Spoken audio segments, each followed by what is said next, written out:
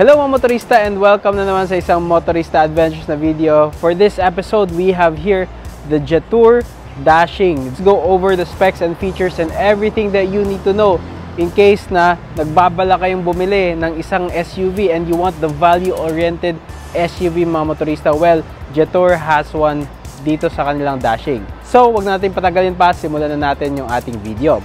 So, magkano naman yung ating Dashing, no? It is priced reasonably at 1,373,000 pesos mga motorista. Now, for this Dashing here na nasa likod ko, this is the red color variant. Meron silang black, meron din silang yung parang baby blue na color, which is really nice looking.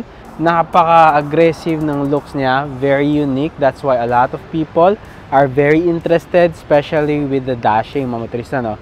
It's not your typical SUV look.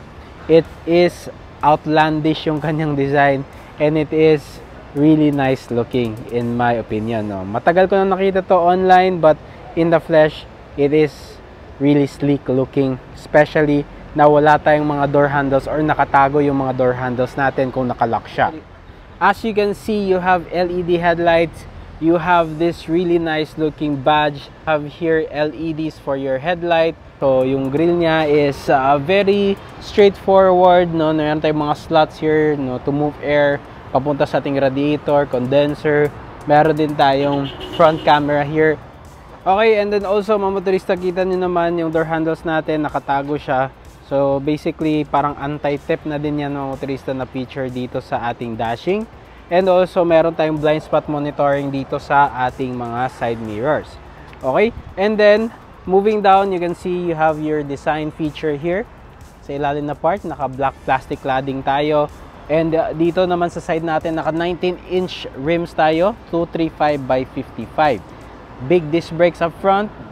And naka McPherson struts din tayo. And meron tayong mga covering sa wheel arches natin, which is really nice, no? And mas quiet yung ride niya. And also, less din yung ating tire noise. Right.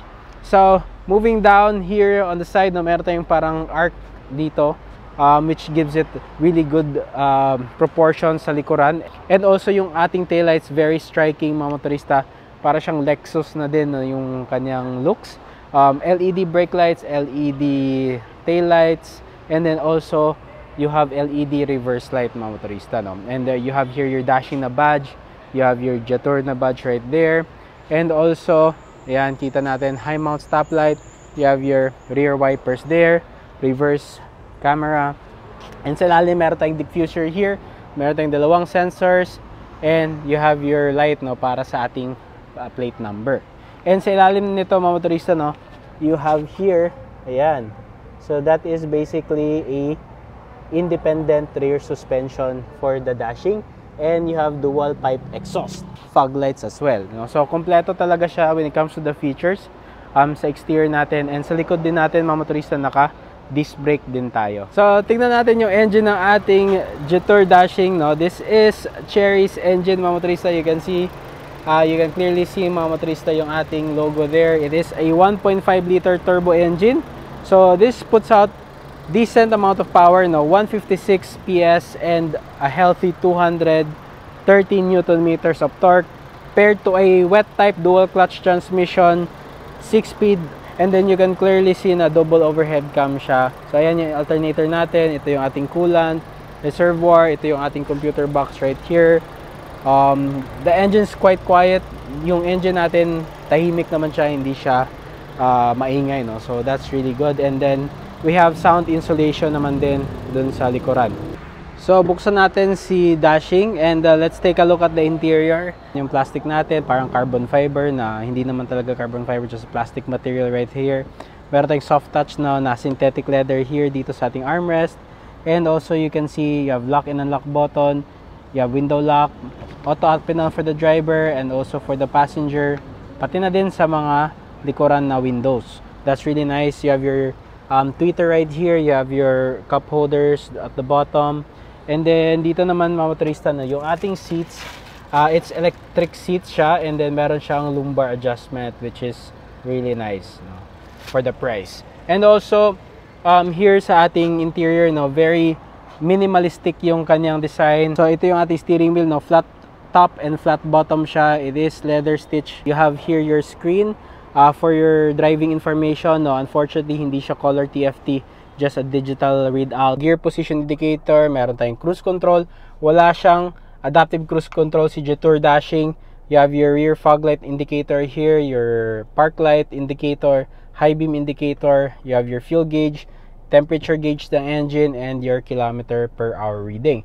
Very basic, but lahat ng information that you need is on the screen, which is nice. But if you want more information regarding the vehicle settings, andito tayo sa ating malaking 12-inch display. So, yung 12-inch display natin from Jetour is a nice screen, no? Very good definition, and also you have 360-degree view camera, which is a really nice feature, no, for the price that this is offered. So again, walang tatalo sa mga 360 cameras sa Chinese vehicles in comparison to the Japanese competitors, mga motorista, no? As if I signal to the right, you have indications right here. Meron din tayo doon, so extra safe yan. And then also here, so you wouldn't forget. And then pati sa ating camera, meron tayong indication, no? Ayan, sa kabilang side, you can also see automatic yan magta-turn on once you use your turn signals, mga motorista.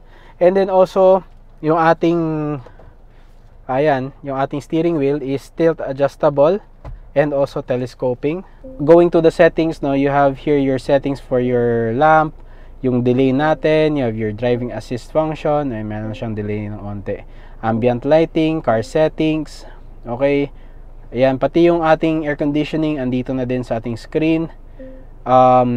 You have your tire pressure monitoring, you have your odometer right here. Safety blind spot monitoring is here, rear cross traffic alert, and also autonomous emergency braking is also here. Frameless pa yung ating mga rear view mirror. And then, you have panoramic roof. Ayan, kasama na yan sa price na 1.373. So, and also, these seats, mga motorista, looks really good. Parang sport seats siya. So, unfortunately, fix yung ating, headrest here. So, dito din, silalim yung ating air vents. And you have your shifter right here. E-shifter siya. Reverse, neutral, and park yung middle natin. M, plus, minus, and then drive. You have your park dito na button, you have your hazard button here, and then you have your dalawang cup holders, and ito pala yung ating susi ni Dashing. So buksan natin to. You have your tailgate open dito na button, lock and unlock, and you have your engine start stop button. So you can start this one just by using the key. Malaki din yung storage area natin here. Meron tayong dalawang USB port, and yan, napakalalim. Yan, meron tayong 3 kg hook dito. Bubuksan natin, dump yung ating glove compartment. Ito yung ating user manual ng ating Dashing from Jetour. And yung material here is decent quality naman yung mga plastic natin. Soft touch rubberized material dito. You have your air vent on the passenger side. And this is synthetic leather, no? Space is really good. By the way, yung interior natin is also white. You have ambient lighting, mga motorista. Ito sa taas yung ating nasa taas yung ating mga dome lights, and also meron tayong air conditioning. Ayan, air conditioning dito sa likuran, and meron tayong USB port, meron tayong mga pockets here. Solid plastic yung likuran ng mga seats natin. And you can really appreciate the panoramic roof if you stay at the back of the Jetour Dashing. Ayan. So, ayan yung ating LED na dome lights on the side. And, dito din, meron tayong cup holders. Ayan, meron siyang rubberized na parang holder dito. Hindi siya malalim, na mababaw lang siya. Okay? So, dito sa ilalim, decent naman yung space. And yeah, that's about it, mga motorista, dito sa interior. It is basically very minimal yung ating buttons, and is very nice place to be in. Limited lang yung visibility ng passengers dito sa likuran because medyo makapal yung ating mga headrest ng seats. For safety naman, you have 6 airbags dito sa ating Dashing. You have A lot of safety features such as ABS, EBD, traction control, stability control, hill start assist. Meron pa nga itong hill descent control, mga motorista. And also, yung adjustment ng ating mga mirrors, you have to go to the screen, no? So, hindi siya yung straightforward na doon mo lang siyang i-adjust. Okay? So, yeah, mga motorista, no, this is our first impression sa ating Jetour dashing. For the price that it is offered here, I think this is pretty good value already. Very competent siya, and yung competitors nito sa Chinese brand is yung ating Jolion sa GWM. And again, Chery has their Tigo 7 Pro din, which is again sister company nito. And also again, sister company nito, mga motorista. But again, more of the traditional looking na SUV. That's why a lot of people are buying this. Overall, mga motorista, I really like the Jetour dashing, no? There are some things that hindi ko lang masyadong gusto sa kanya. And also, I have to apologize, mga motorista, na hindi ko na videohan yung tailgate natin. We do get power tailgate for the dashing. Thing na hindi ko lang gusto sa kanya is yung ating driver display, because it's just a digital display. Kung naglagay na sila ng analog, siguro display, it will be much better. But if you can look past the display sa harap niya, I think it's really good when it comes to the design, and I think the 12-inch display is really cool. If you have any questions, let me know down sa ating comments. As usual, like, share, and subscribe Motorista Adventures on our YouTube and Facebook page. Maraming salamat, and I'll see you on the next episode. Bye-bye.